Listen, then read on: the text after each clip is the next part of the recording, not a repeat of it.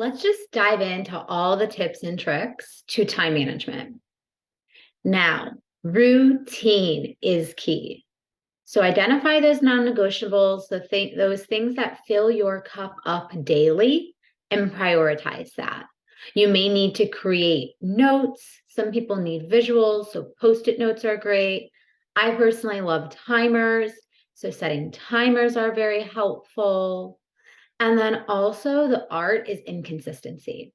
So making sure that when you're setting a commitment, whether it's a movement or meditation or a breath or a creative practice, such as painting or joining a local community or class, at least in the beginning, you're going to want the consistency, same day, same time each week to be built so that you can feel yourself making this commitment, achieving it week after week, and then you can start to build on adapting and going with the flow. But you've got to build relationship with the things that you're calling in so that you can get on the other end and feel the value that comes when you commit to doing one thing consistently.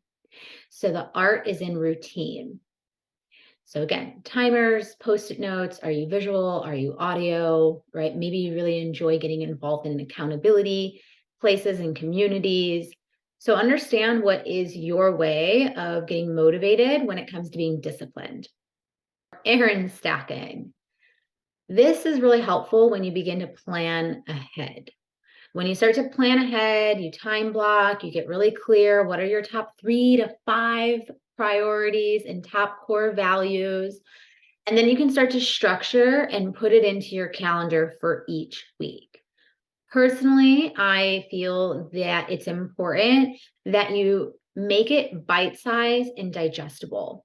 So do things in threes. Have 3 smaller goals that lead to 3 larger goals that ultimately bring you to 3 even bigger picture goals throughout the month. So 3 small things a day that lead up to 3 bigger goals for the week that ultimately serve and support the bigger vision, the long-term goal of the month, right? Doing things in threes. Now, this will help you manage your time in a way to where you also have time to be in the moment. Make sure that you're making time for play, not just only structuring in responsibilities, mundane tasks, but also finding time to play and connect not only with yourself, but also with those relationships that also fill your cup up. So when doing errands, you can start to maybe plan a lunch date or a hike with a friend or a family member in a nearby area if there is a commitment that day that you have. So when planning ahead, you can also see what are some ways that I can simplify my week. So I like to look up whether it's the bank or a grocery store trip, or if in my most recent case, I've needed to go to the DMV, I like to see what's in that nearby area so that if there are other things that I did have on the calendar, is there a way that I can stack them together? This is a really great time management tip, finding ways to stack errands and commitments. The art of slowing down. Not trying to pour too soon, too fast, and find the art in taking one step at a time so that you don't overwhelm yourself, burn yourself out. So you do want to find your ebb and flow when it comes to managing your time. Because if it's all work, work, work, no play, you're going to be more likely to want to rebel out and then end up sabotaging that layer of residual consistency that you had. So you need to give yourself space to be in the moment. This is the key to being able to create routine structures, not from a place of force, but from a place of finding your rhythm and flow. Making sure that you are getting good sleep, that you're staying hydrated, and that you're also keeping up on eating food that actually is going to replenish you and fuel you from the inside out. These are the things that will keep you grounded in clarity. We need to have layers and systems of support that support our mind, body, and spirit. Find that space of embodying presence, connection to self-love. And the way that we nourish ourselves is going to be reflected in our thoughts or in the way that our body is also feeling. So you do want to take the time to know that you're not skipping meals, that you're not just having coffee for breakfast, and then you're running on fumes all day, because this also can lead to creating anxiety, feeling ungrounded can happen. So you do want to make sure that you are waking up first thing in the morning and nourishing yourself in your health, your self-love, and your creative expression. So waking up in the morning, it's really important that you find a routine that works for you. Keep it simple. Simplify life. We can want to do all of these things and then nothing gets done. So go back to the basics. Sound, movement, breath. These things are always in hand's reach. So I encourage you to start your morning off with a ritual around self-love, grounding, and getting connected to an intention for the day. As finding an intention for the day will also cultivate you in making the choices that ultimately also serve where you want to direct your energy to go, right? Implementing your structure, having those healthy boundaries, leading with the discipline, showing up with the inspired action. And it really comes from being intentional and getting connected to yourself so that when you go out and into the day, you can hear yourself and make choices that are for yourself and your highest good. So the art is in the routine, planning ahead, nourishing yourself on all levels, and finding ways to keep it simple. Simplify your life. Leave notes, set timers, errand stack. Find ways to bring structure and flow to meet in your day. So know your non-negotiables so that you can show up present with yourself first, so that you can be present with all of the known and unknown variables of life. This is how you can move towards becoming responsive versus reactive, is by having these staples that really start to hold you to this standard of self-love, respect, and kindness. Show up with a kind heart. Don't force yourself. Listen to your body. Take the action that feels most aligned.